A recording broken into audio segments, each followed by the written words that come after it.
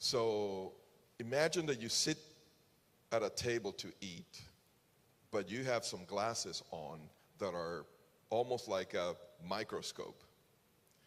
And when you look at your food, you look at, you see something that looks like chicken. But you can't tell anything else around the plate. So you kind of go quickly and you switch your glasses. Now you can see a little better. So now you can tell, oh, this isn't chicken, this is actually turkey. But you can't see anything else. So you go back, you get another set of glasses, and then you now are able to look better, and you see there's mashed potatoes here. Now you're starting to think, is this my birthday dinner? Is this Thanksgiving? So you're starting to have a little insight onto, and you're beginning to interpret, what's going on. You go and switch your glasses again, and now you can see a little better, and then you see the stuffing, and got it, Thanksgiving. Well, when we read a passage every week, our portion for the week, it's like looking at it like, okay, you can see the turkey. You can see that it's some sort of poultry. You don't know whether it's chicken or duck or turkey or whatever.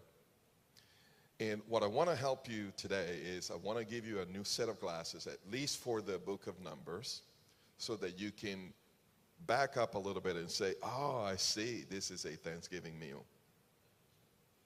And what do I mean by that? Okay, so you take a look at the portion for today, Parashat Balak, and we know the details, right? That weird prophet guy, is he from God or not? He says he knows God. His eyes have been opened, but the things he does. And then there is Balak. Here's an aside. I want to propose that we read Balak like we read Esther. Every time we read the word Balak or Balaam, we say, boo! And there are some nice connections here, actually. It mentions Agag. It mentions the Amalekites. And funny, I think it's the reversal. In Esther, we don't see God in the picture, but we see people, and we see the hand of God. I wrote a song about that, about the hand of God that we can see, that we cannot see, but is definitely leading everything. But I think in Parashat Balak, it's the opposite. It's like Israel is not involved in it at all. They don't even know, they're not even aware of what's going on. But God is the one acting full-time. God is the actor in that story. So I don't know. I think maybe we can try someday, get some nice booze, and I guess we're going to cheer whenever we read about God. That's it. Pretty much, he's the hero there. So I want to help us then be able to locate, because when you read the details of Parashat Balak, and you say, okay, what do I have here? What's going on? What's the big picture here? What's the meal? What are we celebrating? Is this Thanksgiving? Or is it Passover? What are we doing here? And I fear that's how we read the portions every week, that we don't really understand the context in the book in which they are in. And so we are not able to fully interpret. We can tell, what's on the plate. We can tell the details of the story. But we need to know where in the book of Numbers is Parashat Balak located, and what does that mean? Because the way we're supposed to read it is a back and forth, from analysis to synthesis, and then back to analysis. In other words, I need to read the details to get familiarized with the story, and then back out and understand, okay, so this actually, here's the big picture. But then when I get the big picture, then I need to go back to the details and interpret the details in light of the big picture. What is the book talking about, and what does this particular story contribute to what the book is saying as a whole.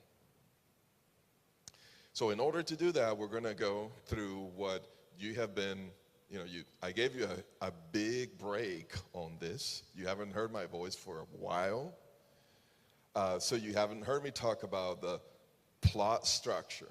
But the moment I tell you, it's going to come right back, right? The context, conflict, climax. And normally I had the consequence here, but I'm actually changing the terminology. So now I'm talking about core, as in the core of the message, and then the conclusion. Every single story that is worth its salt is going to be in this particular structure, the plot structure. So it will have an introduction or a context, and it will have a conclusion, right? But it also will have a conflict that begins near the beginning and begins to develop and develop and develop until you have a big confrontation. That's your climax. But after the confrontation is resolved, so there's a resolution there, the resolution is not the big part. The conflict, the climax is not the big part. But the big part is what comes afterwards, which I'm calling the core message. That's when the story tells you, this is what I'm trying to teach you. This is the moral of the story. This is the theological message of this biblical story. And so we need to do that for every particular story, but also understand that at the macro level, the book is telling a whole story, and each story is a contributing part for the larger story. So each one has a plot structure, but they also are part of a larger plot structure. Kind of like watching a series, right? My wife and I were watching a series. We loved yesterday. We loved the period series, the English 1900s, early 20th century. We like that kind of stuff.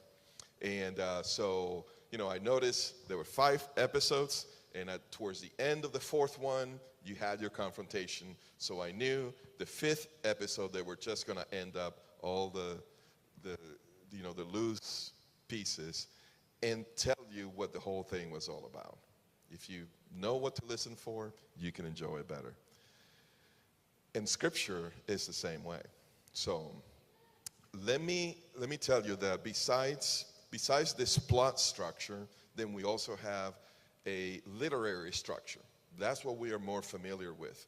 The literary structure is how the content is arranged as it comes in the book.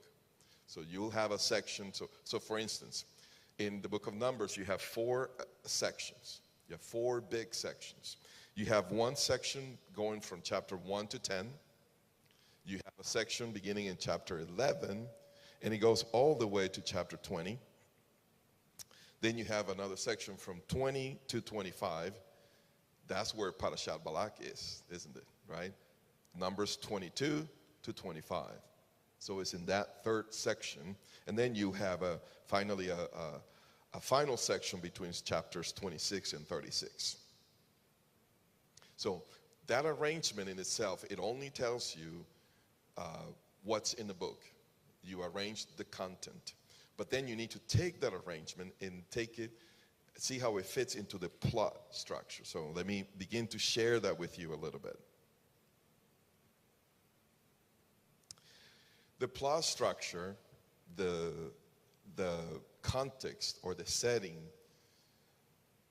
goes from chapter 1 all the way to chapter 10. So in that sense, it coincides with the first section of the literary structure. Now, why do I say that? What reason do I have? You can't just take it just because I'm some sort of authority. Is it true? Is it textually based? Well, if you recall, I said that after the context begins begins the conflict, and the conflict is going to take you up to a place where there has to be a huge confrontation, and you have a resolution. And what we see in the book of Numbers, what I'm proposing to you, and that we see in the book of Numbers, is that in chapter 11, when Israel finally gets moving, right? Chapter 10, the cloud finally lifts up and they start moving. And so in chapter 11, you see the first sign of Israel complaining of evil. And it uses that specific word. That's the beginning of your conflict. Clearly. In fact, if you read chapters 1 through 10, you'll find that there's nothing wrong going on there. Counting people and so forth, but don't fall asleep, because that's very important. In that first section, in the context, is setting up what the book is going to be all about. And it is that the camp of Israel, that the Lord is in the camp of Israel to make it a war camp and a holiness camp. From there, the book is going to use that throughout. The God of Israel is in Israel's camp to make it a war camp and a holy camp. But then in chapter 11, trouble comes. And Israel begins to complain. And we see that in chapter, we see Miriam and Aaron complaining about Moses, don't we? Right? Chapter 12. And then we arrive at chapter 13 and 14. The spies are sent into the land, and 2 spies bring a good report. What's the word? What's the Hebrew word for good? Tov. And what do the other spies say? They bring an evil report. You have good and evil. Have you ever heard that before? Oh, Genesis. Genesis 3 and 2. The fruit of the tree of the knowledge of good and evil. Good is what God makes fruitful, but evil is the opposite of fruitfulness. So the spies are saying, the 10 spies are saying, that land is evil. Now let me tell you, that's your crisis. When you begin the conflict, the beginning of the conflict is called the inciting incident. The incident that begins the problem, it incites the problem. It initiates the fire. And that thing is going to gather strength, so it escalates, and it becomes worse and worse until you hit a moment. That's the crisis point. That's not the climax yet. You hit the crisis when there is nothing else to do but to have that confrontation. And so in chapters 13 and 14, you hit that crisis point when Israel says, that land is evil, and those 2 spies, we're going to stone them to death, and we're going to return back to Egypt. Wow. What went wrong here? We were just fine reading Genesis and Exodus and Leviticus. Well, we slept through Leviticus, let's just be honest here.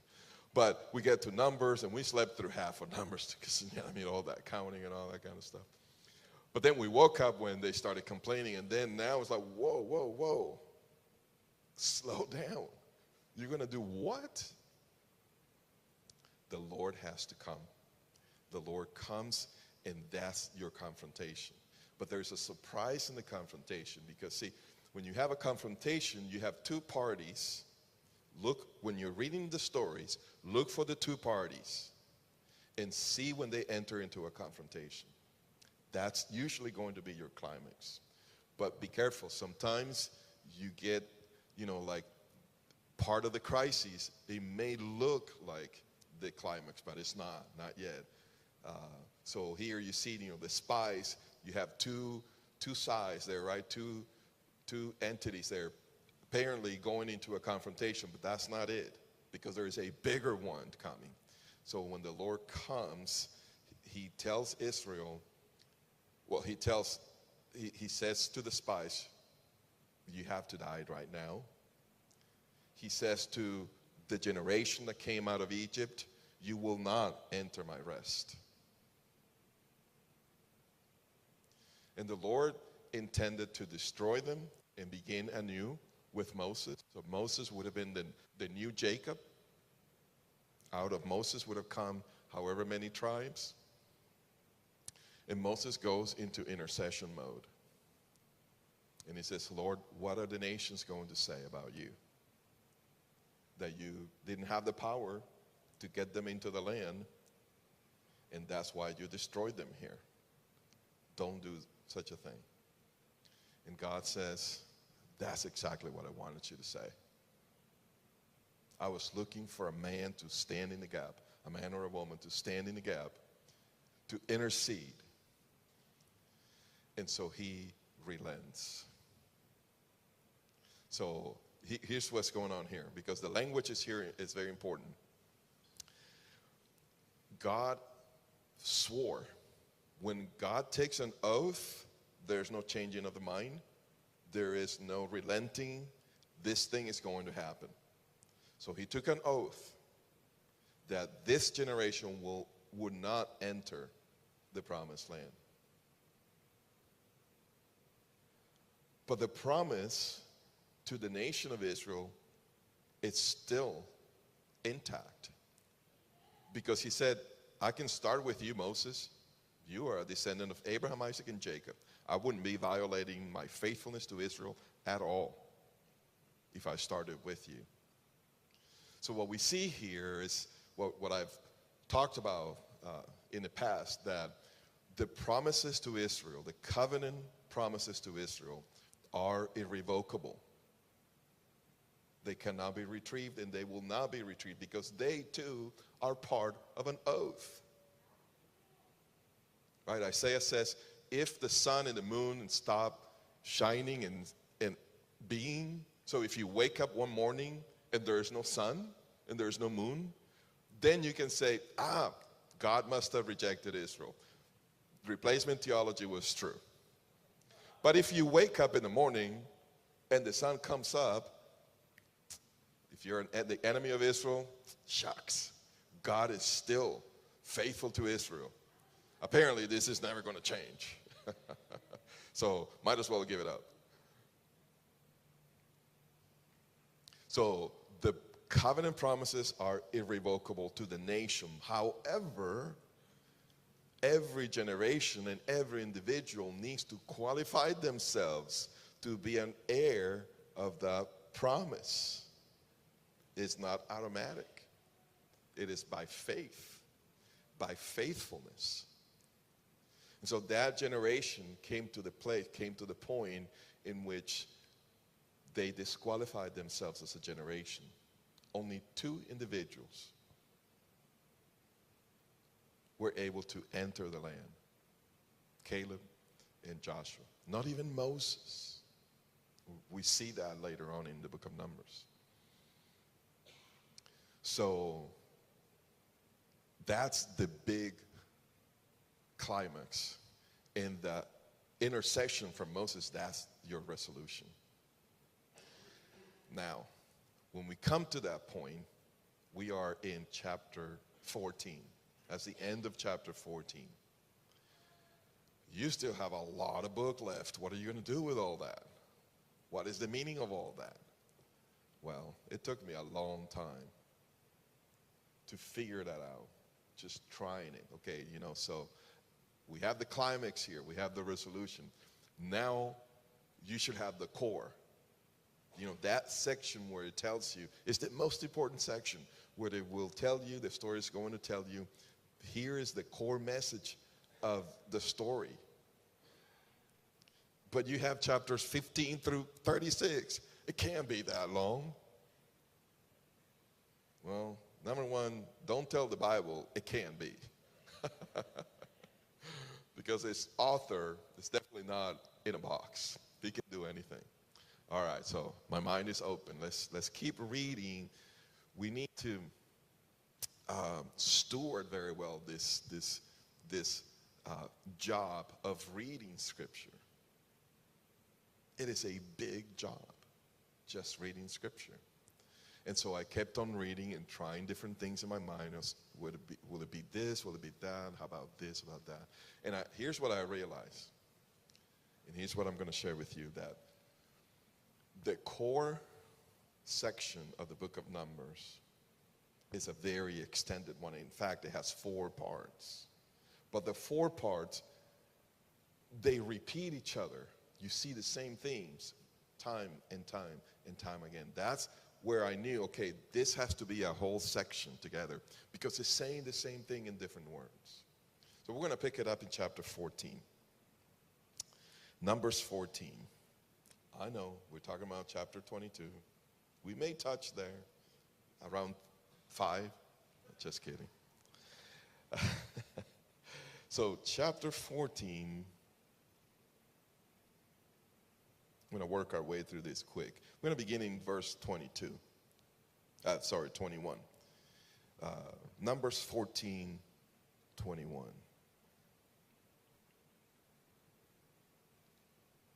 Let's begin with 20. Let's pick it up in 20, if we may. So 20 is actually the intercession, the end of that intercession and how God responds. Verse 20, it says, "So the Lord said to Moses, who was praying to him, I have pardoned them according to your word." That's your resolution. God was going to destroy Israel. That was the first part of that climax, right? Climax is going to be about a confrontation. So the confrontation is between God and Moses. You thought it was going to be between God and Israel. No, the confrontation is between God and Moses. And Moses then responds to God. That's the other part of the climax of the confrontation. And then God responds, and that's your resolution. So here's God's response. I have pardoned them according to your word. And so then we enter into the core section of the story, the theological message. And we have here, it says, "But indeed, as I live, all the earth will be filled with the glory of the Lord." This is not a good thing. The earth means the wilderness in this case, and the glory of the Lord will be the corpses that are going to litter the wilderness, meaning this generation is going to die. So what we have then, and that, that goes on to verse 23. We'll get back there in a moment. What we have in the core is announcement of judgment, announcement number 2, announcement 1, announcement 2. Then we have short-term report, and then we have long-term report. Announcement, report. The 4 of those sections have the same message. That's how we know we have not moved on to the next thing. This is one section that comes together because it's the same thing. And each one has 3 parts. So the men of war, here's the first part of the first announcement. The men of war of the first generation will die without entering the land. Isn't that exactly what we know about this story? The men of war of this first generation that came out of Egypt, they will not enter the land. That's announcement 1. Announcement 2. The faithful spies and their descendants will enter and possess the land. That's in verse 24. Let's read verse 24.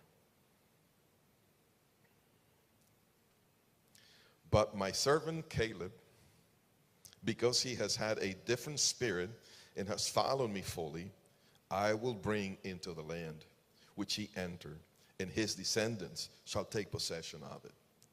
He's mentioning here Caleb alone, but we know this is Caleb and Joshua. Then the third section of the first announcement is the second generation will live in the wilderness until the first dies. In other words, you're going to be here for 40 years. The second generation has to be in the wilderness until the men of the first generation die.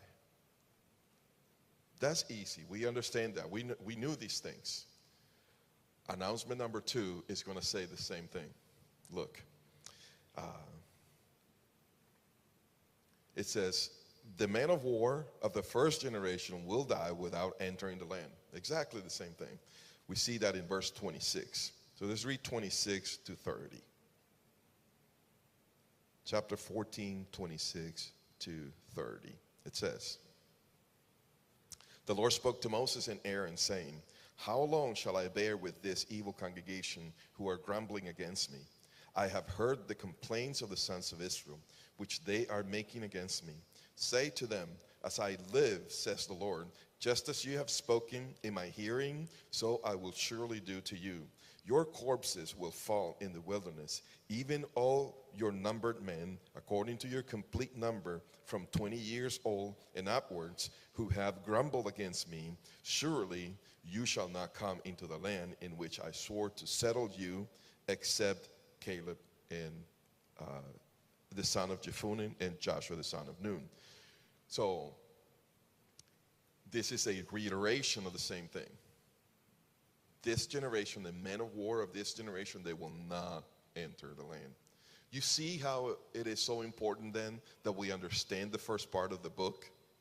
Because that's where these guys were counted. And that's where it established that this is supposed to be a war camp. It's going to count the men of war in chapter 1, and then chapter 2 and on is going to count the Levites and all the holy, the guys who are in charge of the tabernacle. But it begins as a war camp.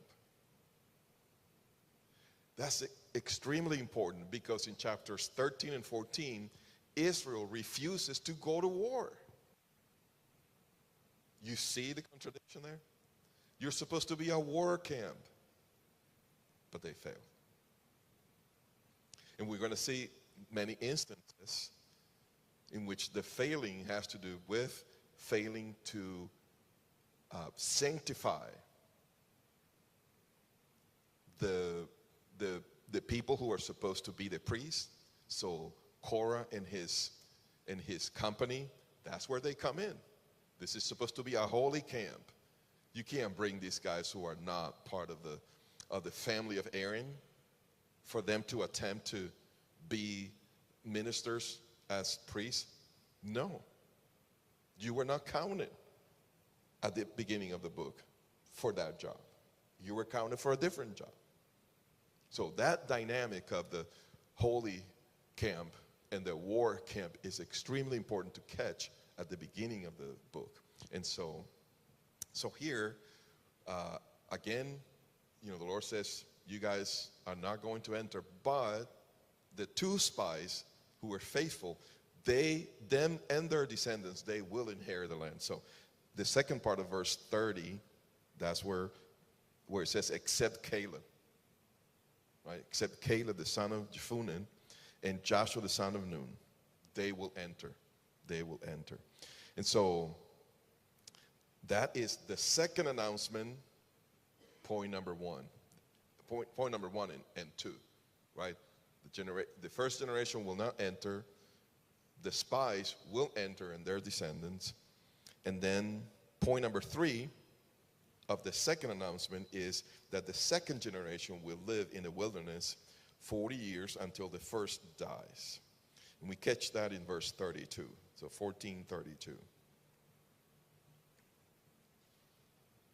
Let's see, it will be 32 to 35. But as for you, your corpses will fall in the wilderness. Your sons shall be shepherds for 40 years in the wilderness, and they will suffer for your unfaithfulness until your corpses lie in the wilderness. According to the number of the days which you spied out the land, 40 days, for every day you shall bear your guilt a year, even 40 years, and you will know my opposition. I, the Lord, have spoken. Surely this I will do to all this evil congregation who are gathered together against me. In this wilderness they shall be destroyed, and there they will die. The same points the Lord goes, here in the same chapter, he goes over these three same points. What's going to happen to the old generation, what's going to happen to the faithful spies, what's going to happen to the second generation. And then he does it again. That's by design. That is the core message of the book of Numbers. But wait, we still have two more repetitions of this, because now it's going to go outside of chapter 14, and it's going to give us a whole lot of chapters to develop the same subject, not as an announcement anymore, but now we're going to see that what the Lord said, it actually came to pass. We're going to get a report, not only a report, but we're going to get two reports.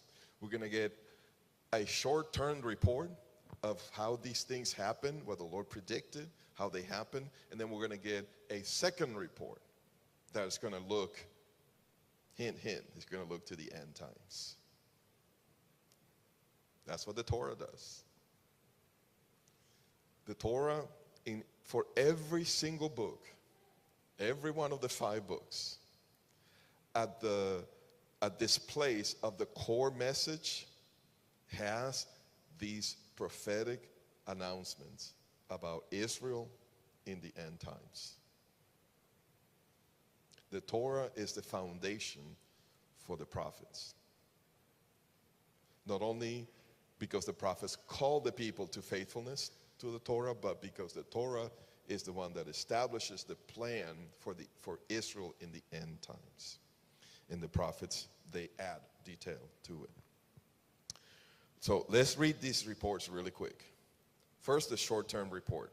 Actually, what we're going to do is we're going to read a little bit, but we're going to go over them, because the long-term report is going to include many, many chapters. So the report, the short-term report, 3 points. Number 1, the spies who brought an evil report died immediately. You see how that's a short-term report? They died within the same chapter, in chapter 14. So let's go and read it, verses 36 and 37. It says, "As for the men whom Moses sent to spy out the land, and who returned and made all the congregation grumble against him by bringing out an evil report concerning the land, even those men who brought out the evil report of the land died by a plague before the Lord." That's the short-term report. All right, that's point number 1 of the report. Now, point number 2. The faithful spies were alive in the second generation. They were alive in the second generation. That's verse 38. Let's look at verse 38. "But Joshua, the son of Nun, and Caleb, the son of Jephunneh, remained alive out of those men who went in to spy out the land." You see the pattern. The report is following the same pattern of the announcement.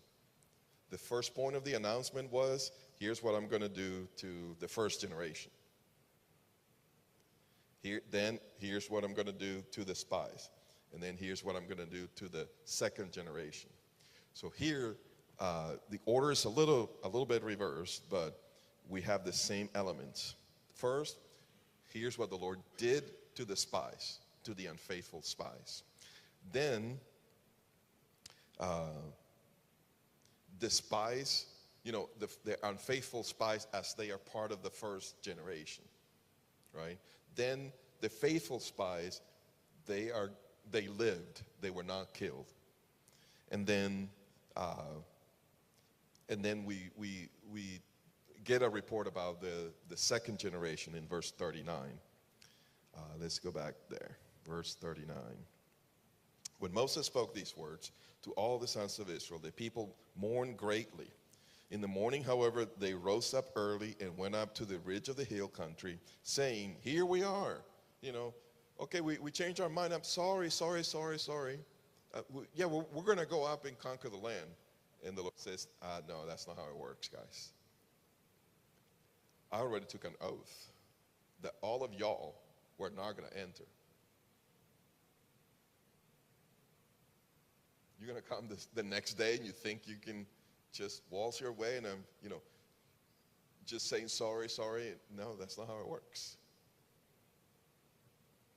They go anyway. And they get killed. The Lord didn't go with them. Moses didn't go with them. The ark did not go with them. They get killed. So some people of the first and second generation did get killed. And what this does, here the report, is opening up a window for to pivot into what's going to happen. That while they are waiting in the wilderness, some people of the second generation are going to be unfaithful like those of the first generation. And I'll give you a big preview. What happens in Balak involves people of the second generation. This is already 38 years later.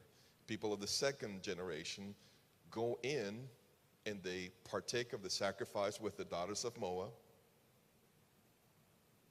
And the plague comes and takes them. So they did not heed the example, the bad example of the first generation. So some people from the second generation also experience the judgment from God because they did not match the faith and the faithfulness of the spies, of the two spies of the first generation. So they too did not inherit the land, even though they were months away.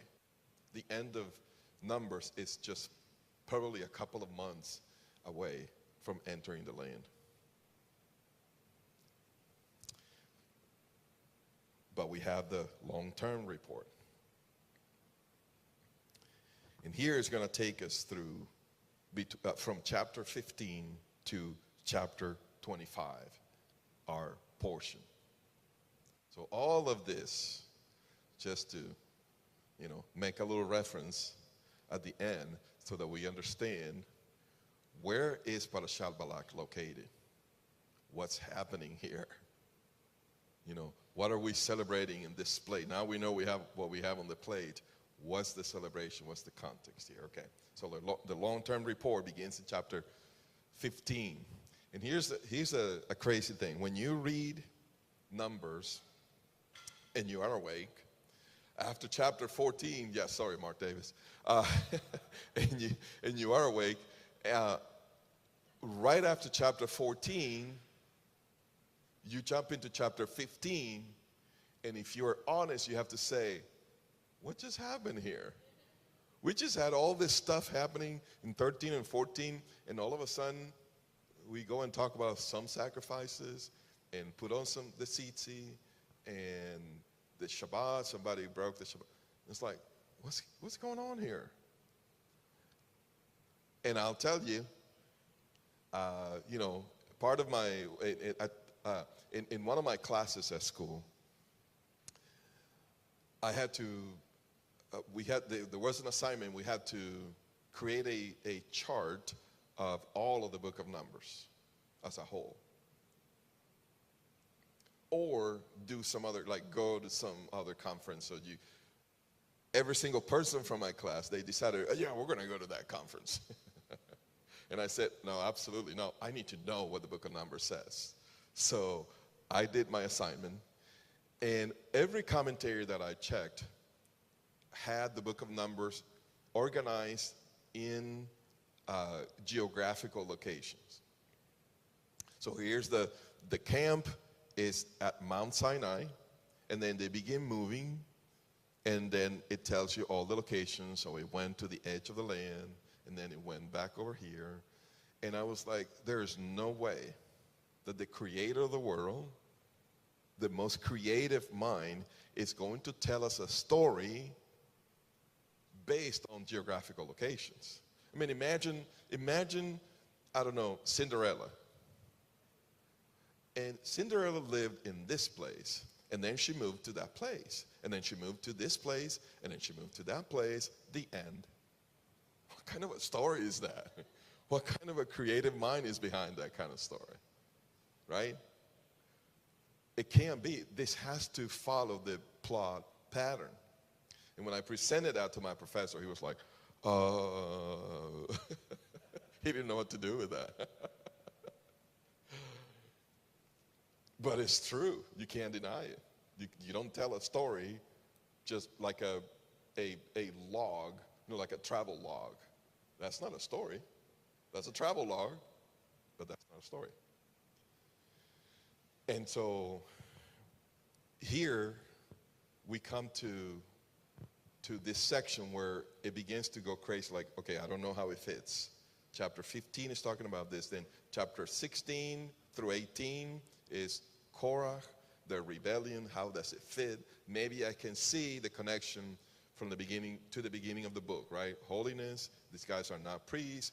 Okay, I can see that, but I still don't know how it fits to the continuation of the story. You know, I'm still at chapter 14. How does 15 relate to 14? How does 16, 17, and 18 relate to 14? There's a disconnect here. Well, that's when I had to go to work and say, okay, you know, this disconnect, that's not true. There's something here that I'm not seeing. And so I already had the announcements and the report, and I said, could it be, I had 2 announcements, could it be that I have 2 reports? Bingo. Here's how it works. In chapters 15 through 20, through the beginning of chapter 20, the first 13 verses in chapter 20, we have the success of the second generation, but we have rebellion and death of the first. You realize that Korah is of the first generation, not the second. So what we have in chapter 15, for example, is a preview of life after possessing the land. That's how 15 connects. Meaning it's a preview of the second generation when they enter and possess the land. So from here on, this report is going to show me something about the second generation, something about the first generation. Success of the second generation, failure of the first, because the first is supposed to die in the wilderness. But then it's going to begin creeping the failure of the second generation, which shouldn't have been. And the report is going to give me a preview of all of that. And that's why it fits here. Chapters 15 to 20 is a report on the success of the second generation, right? A preview of their possession of the land in chapter 15, but the rebellion and death of the first, Korah and his friends. Then we have the second part of the report, chapters 20 and 21. This shows success and rebellion of the second generation. The first part of the report only told me success of the second. Now we begin to see success, but also rebellion and failure of the second generation. Somebody's not learning their lesson here. And the report is bearing that out. And there's continuing death of the first generation. This is where chapter 19 fits in, right? Chapter 19 is super popular these days, right? The red heifer, how does it all fit, and all of that. Well, you have so much death going on because of all the first generation has to die in the wilderness. You have death, death, death all around. Perfect place to locate this chapter on how to deal with uncleanness because of corpse contamination. Not only because you touched a corpse, but because even if you attend the funeral, you become unclean. It's like Wi-Fi. You can be in the parking lot and you're fine, but the moment you enter the building, Wi-Fi got you. Your phone knows, right? That's how it happened. If you the moment you enter under the same roof that there was a corpse, it got you. You are unclean. You didn't notice anything. But that's how it works. And so that's how chapter 19 connects. You see all of these chapters and sections of Numbers that seem like, I don't know what's going on here. Yeah, no, they connect this way. We're still within this report being given. So then the third section of the report, chapters 21 through 25. That's Balak. Well, now we're going to get into our message. All of this was the introduction. Just kidding. I'm hungry. I'm more hungry than all of y'all. So here we have success, rebellion, and death of some of the second generation, period. There's no mention of the first. They already died. There's only one guy left. His name is Moses. He's the last one of that generation who is going to die. He's going to die at the end of the book of Deuteronomy, and that kind of throws you off. But here's the thing. Deuteronomy takes place about a month before Israel enters the land. The entirety of the book takes place in about a month. So he wasn't too far off from his appointment with the Lord to take him home. So the last section of the report, of the long-term report, includes Parashat Balak. And what we have in Balak, if you were early in Torah study, Adam was giving a great study. If you were not, you really missed on this, and I don't have time to go into this. But there are 4 prophetic messages from Balaam. And they get more and more and more detailed and more important. The 4th one is the one that talks about the Messiah. From Judah will come the scepter. And let me tell you what this people will do to your people at the end of days. The Harid Hayamim. That is the Torah's code for, not code. I don't want you to think that, the code of the Torah. No, I'm not one of those guys, okay? This is the Torah's phrase for the end times. In the end of days. So, the last portion of Balaam's prophecies of Balak, the section, the portion, goes into the end times. And that's the last part of this report. That's the core of the message of the book of Numbers, to speak about Israel's restoration in the end times. Marvelous. Wonderful. So we are in chapter 25. We still have 26 through 36. I was like, Lord, what are you doing? Now I have to figure out what's going on in these 11 more chapters. I'm done with the core. You're supposed to have the conclusion, which is usually a very short section. Nope. Don't put him in a box. He's going to do something different. So, very short, very quickly, I'll tell you. What I think is happening in chapters 26 to 36 is what is called a land grant. So in the ancient Near East, you had different kinds of covenants. You have a covenant of protection, a big king protecting smaller states. That's one type of covenant.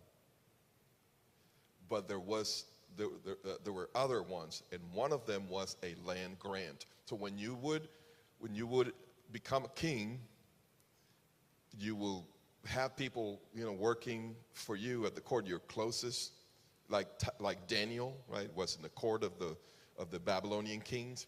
Here's how they paid those guys. They would give them a land grant so that they can have servants to work the land, and that's how they were paid. You know, they didn't put them on payroll and issue them a check or direct deposit. They will give them a piece of land, and that piece of land was given to them in perpetuity to give to their descendants, and it was called a land grant. So in that section from 26 to 36, we see a picture of Israel taking possession of the land, preparation for possession of the land. You know, what about the case when this guy didn't have any sons? All he had was daughters. What do we do? Why are we discussing this?